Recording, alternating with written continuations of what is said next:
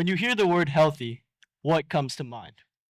A six pack of abs, a salad, maybe that crazy neighbor that's always running in the. See, for most of society, health has been deemed something we see on social media, not something we feel inside. Now, I want to show you guys two images of healthy people, and just think to yourselves which of these images best represents health. On the left, we have a bodybuilder displaying possibly the pinnacle of physical health. And on the right, we have a group of elderly women clearly laughing and loving life, displaying admirable emotional health.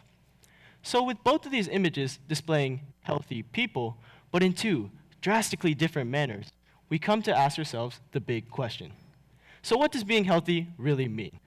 Because if we've made health merely a look, we've made it merely an image, a two-dimensional image. But real health is three-dimensional.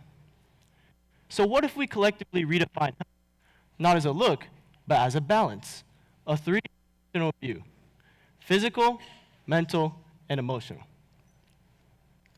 First comes physical health, probably what we know best.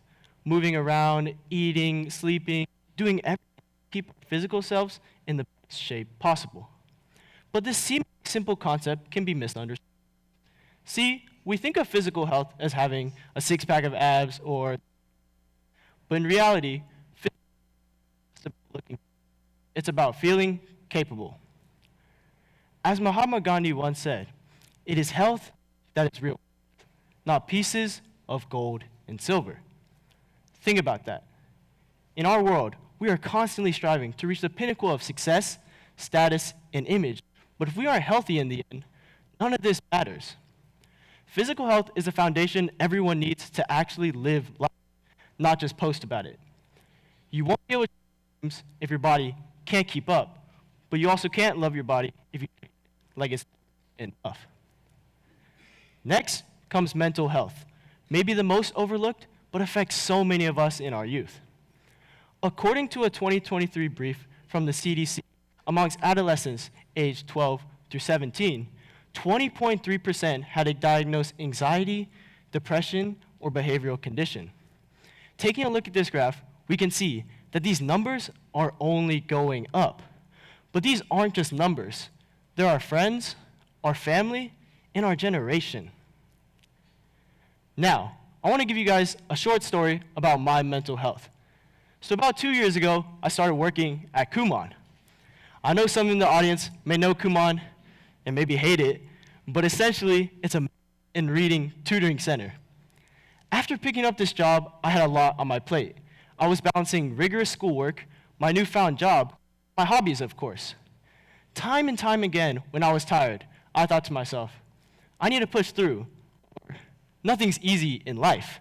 But after months of being tired, I realized I wasn't tired from working. Rather, I was tired from not resting. My patience thinned, my focus slipped, and even though I looked fine on the outside, I didn't feel fine.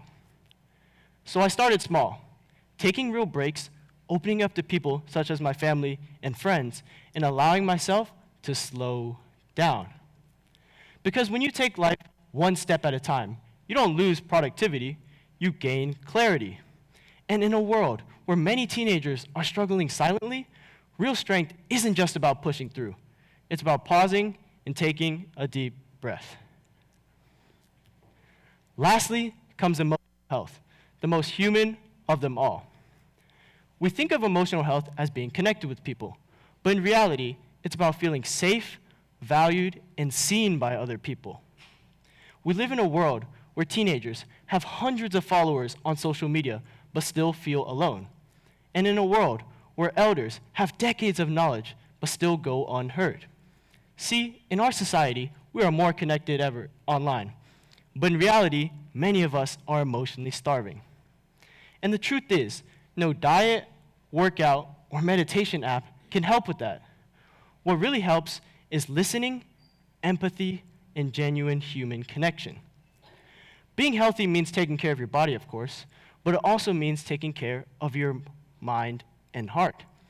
because you can eat all the right foods and do all the right workouts, but if your mind and heart feel empty, your health will too. So maybe being healthy isn't about chasing perfection. It's about finding a balance. Physical health gives you strength, mental health gives you clarity, and emotional health gives you peace. When these three dimensions align, you don't just look healthy, you live healthy. But finding this balance isn't done in an instant. It's done through consistent, positive movement.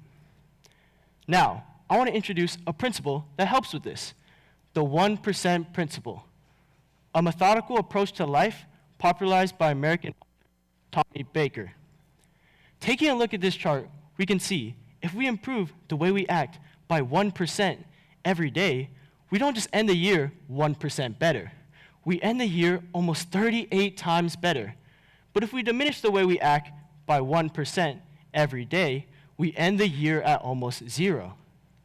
That's the math of momentum in life. Real health isn't built through big leaps. It's built through consistent, positive movement. Drinking more water, getting more sunlight, talking out your issues with friends, improving yourself by 1% every day. Because the future of health in our society isn't just about looking good. It's about living deeper. And maybe, just maybe, being healthy simply means being human. Thank you.